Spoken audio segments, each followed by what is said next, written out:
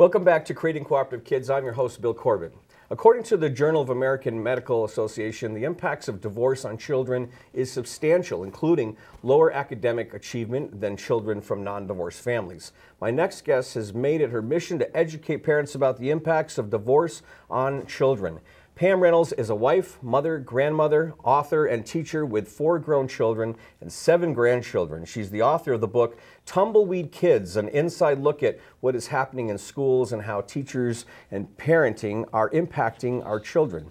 Ms. Reynolds has her master's in education and was involved in an interdisciplinary collaboration team at the University of Connecticut. Welcome to the show, Pam. Thank you. Thank you, Bill. So, first of all, explain nurturing. Okay. Let's start there. Okay. Nurturing, I think of nurturing, it has to do with how are we feeding the children. I know that sounds very simple, but many children prepare their own snacks and their lunch, and they come in with 3 and 4 bags of chips, and then they run out within the week. They don't have any snack, and so, you know, it's kind of important to monitor that, monitor the clothes that they wear. So many times throughout the school year, there are children that come to school in the middle of winter dressed in summer clothing, and we're scrounging for sweaters because they do go out for recess. So it is important. Also the language. Many times the language is foul. It's used even at conferences.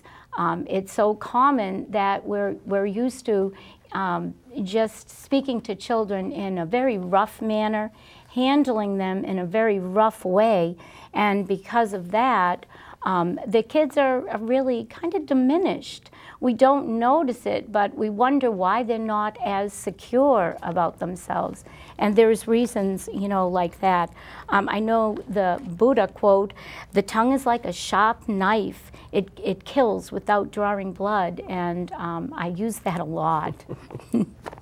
Then you throw divorce into the mix, and then it can be Right. even worse. And I think a lot of times adults who are going through a divorce, they're so stuck in their own, you know, their own shoes, their own egocentric perspective. It's hard for them to see what the impacts are. But you've got something to say about that. Right.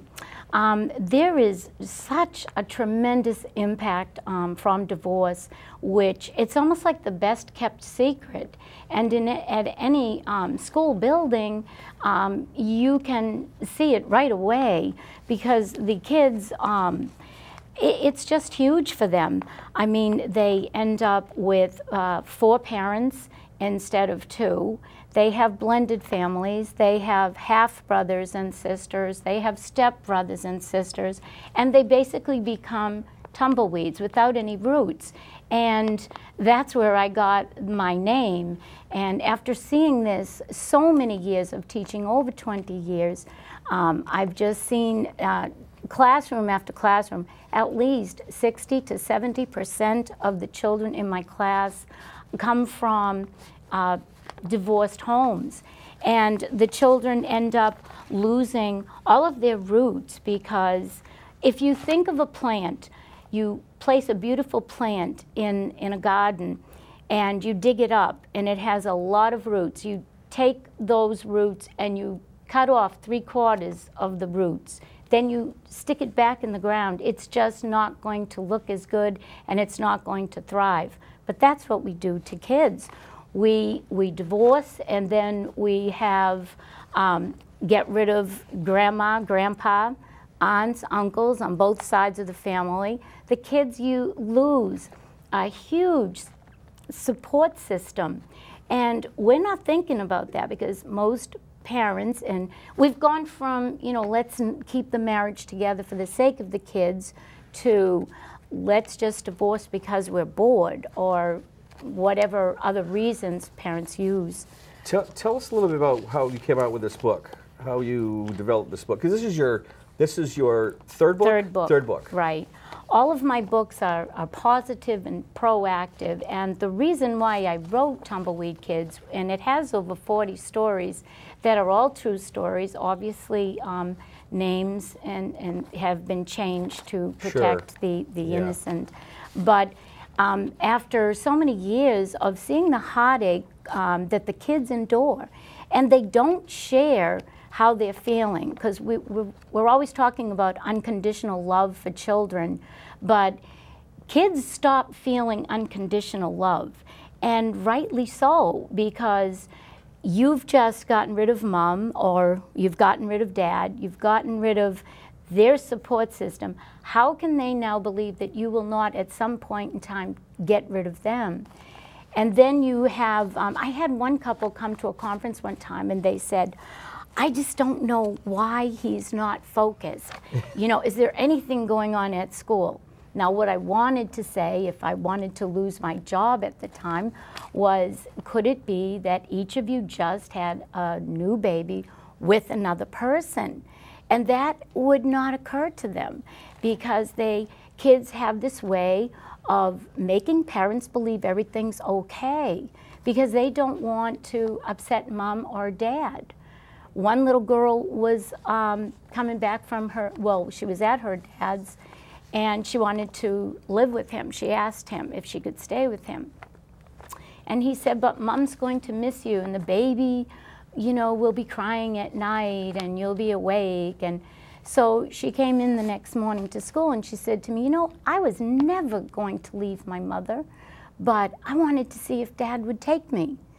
Then another child is telling me that they're tired of leaving, you know, the other home and then being bombarded with questions.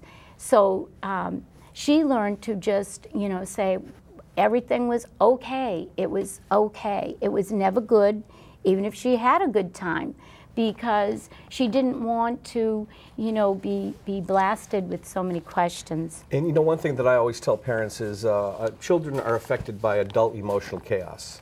Absolutely. So whatever is going on with the adult caregivers is transmitted down this invisible umbilical cord that's still there, and Right. they can feel that. Now, you as a teacher must have seen a lot of impacts of divorce.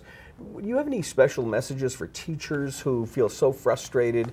What's in your years of experience? What would you Right. suggest, especially the new teachers Right. who suddenly see this in their classroom? Right. I think that even teachers, because some of my own friends, until they read the book, they didn't notice so much was going on. And so I guess it's almost like, you know, being half asleep. You know, we're doing our jobs, but we're not thinking about the home.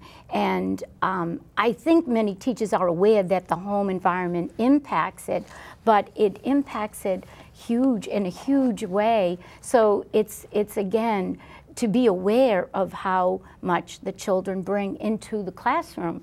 And if they're not focused, obviously, we know why, because they have so many other things on their mind. It's very difficult to then have them come into the classroom and expect them to just start math class, because there's a lot of emotional baggage in their lives, you know, including discipline, like discipline. Yeah, I was going to ask you about discipline. Oh, okay, yeah.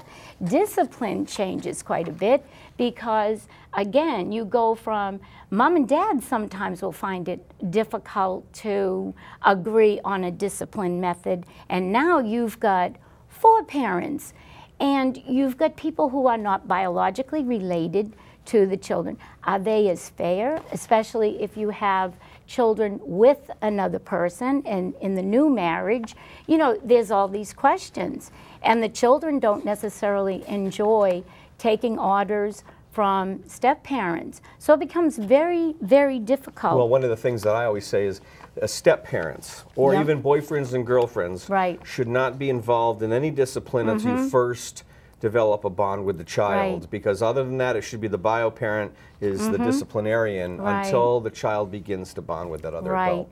absolutely. And one other thing to add to that, I know some very good people, and all these people are good people. They don't mean to do these Right. things, but even when they're talking to each other, if you say something like, oh, she's just a terrible cook, the child is listening. They can pretend they're not listening, but in the classroom, if I go to whisper to another teacher, it's silent. And they're reading books, and their eyes are right up on me. So they are listening, and that is hurtful to them, because no matter what a biological parent does, kids will always, always love mom and dad first, always. I always tell parents, you know, you have to speak respectfully Yes. of the other parent, whether Right. they're a knucklehead or not. That's Whether right. they were a good person or Right. not. The point is that the child, even the child, will be blatantly aware of Absolutely. bad things the parent did. They're still